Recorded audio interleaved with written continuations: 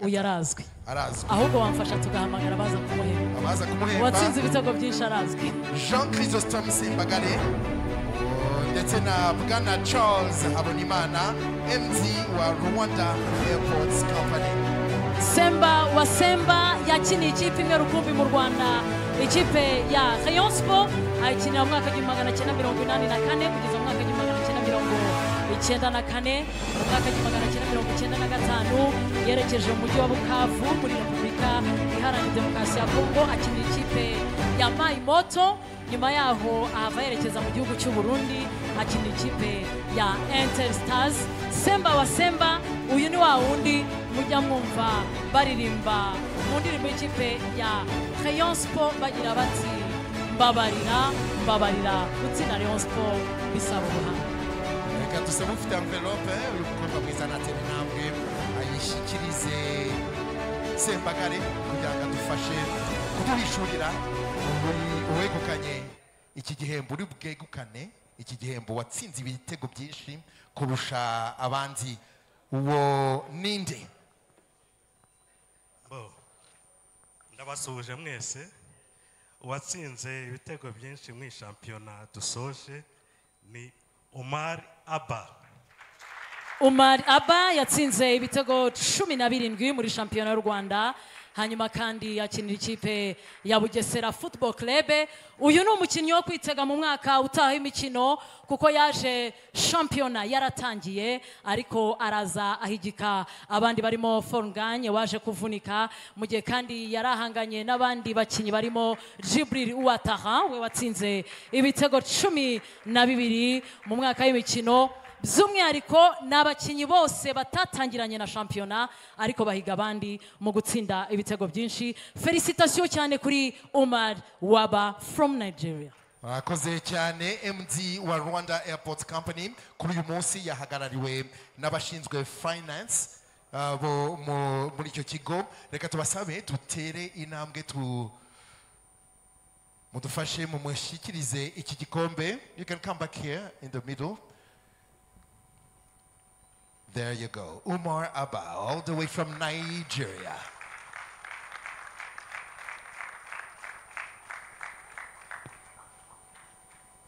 Thank you very much indeed.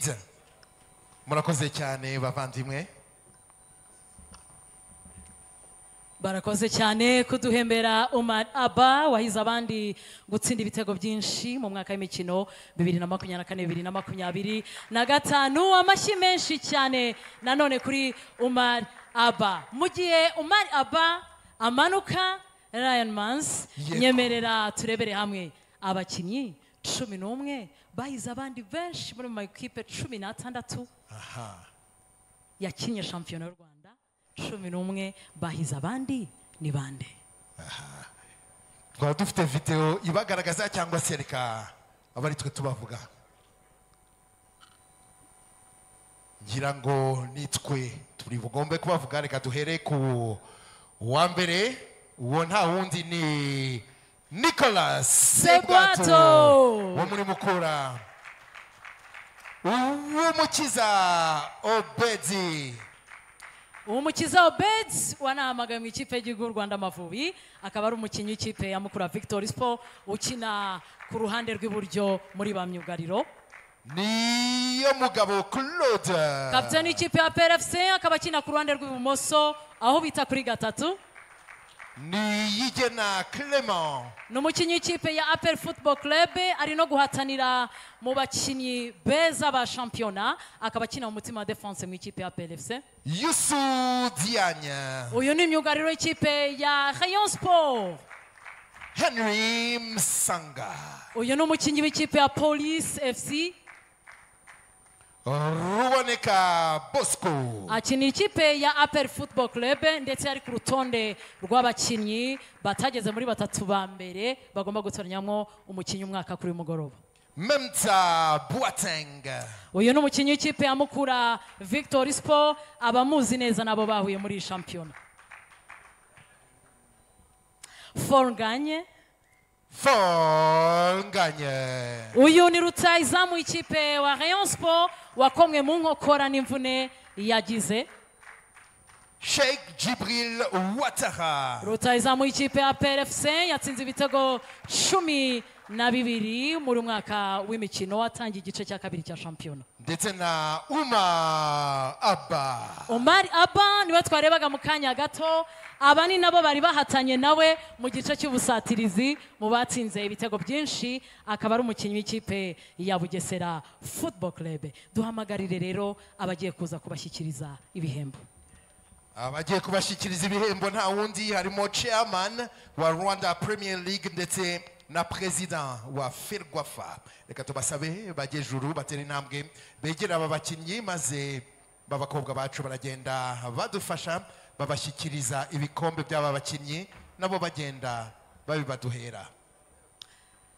Felicitation rero aba ni abakinnyi 11 bagize ikipe y'umwaka 2024-2025 muri shampiyona y'u Rwanda. Mumfashe duhuze ibiganza byombi tubashimire cyane kuko bahize abakinnyi benshi amagana n'amagana mu bakinnyi bakinaga muri shampiyona y'u Rwanda y'uyu mwaka. Duheruka gushyiraho akadomo yegukanywe n'ikipe ya APR Football Club. Felicitation rero mudufashe mubangutse ibyo bihembo kugira ngo tubishyikirize 11 beza. Ese 11 beza mwabonye ko harimo n'abakapiteni? Ninde uza kuba kapiteni w'iyi 11 ya Rwanda Premier League y'uyu mwaka? Ninde uza kuba kapiteni? Sebwato. Bakapiteni biganjemo hano. N'abarutahizamu bose barahari. Yego reka dufate ifoto y'urwibutso.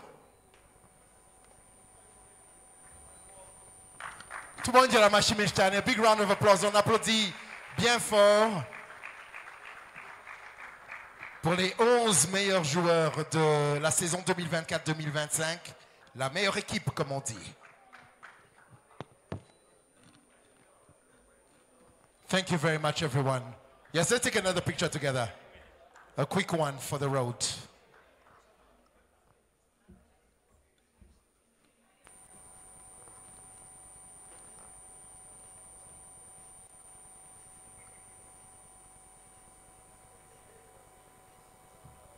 Voilà, thank you very much to Mondial Amashi. Merci Félicitations infiniment. cyane ku ikipe y'umwaka ya shampiyona. Hanyuma kandi muri uyu mwanya tugiye kwinjira mu cyiciro cy'umutoza wahize abandi, umutoza w'umwaka. And now, ladies and gentlemen, we are going to find out who was the best coach of the season. Qui était le meilleur coach, entraîneur de la saison 2024-2025. Annone, tuelekeza maso kwenye ekran.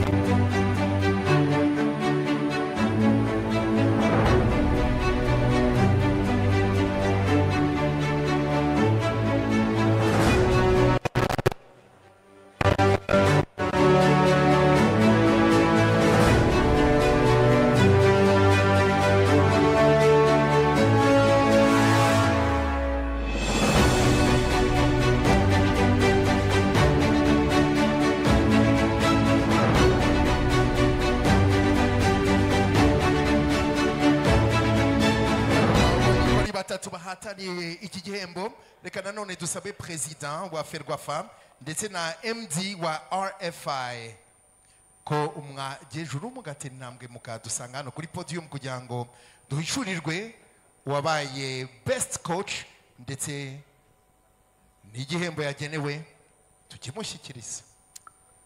Babakobwa beza badufashe bigize hino iri envelope kugira ngo tumenye ninde mutoza w'umwaka w'imikino. Muri aba batoza batatu mwabonaga hari harimo Darkonovic, Robertinho ndetse n'umutoza Shaban Mbarushimana. Ninde mutoza w'umwaka 2024-2025 kuko wari umwaka utoroshye habe namba, ni shampiyona twagizemo abatoza benshi basezerewe. Ninde mutoza wa sezo ya 2024-2025 bwana president w'ishyirahamwe ry'umupira w'amaguru mu Rwanda Ferwafa? Best coach, Darkonovic. Darkonovic niwe mutoza w'umwaka. Uyu ni umutoza watozaga ikipe ya APR Football Club mu minsi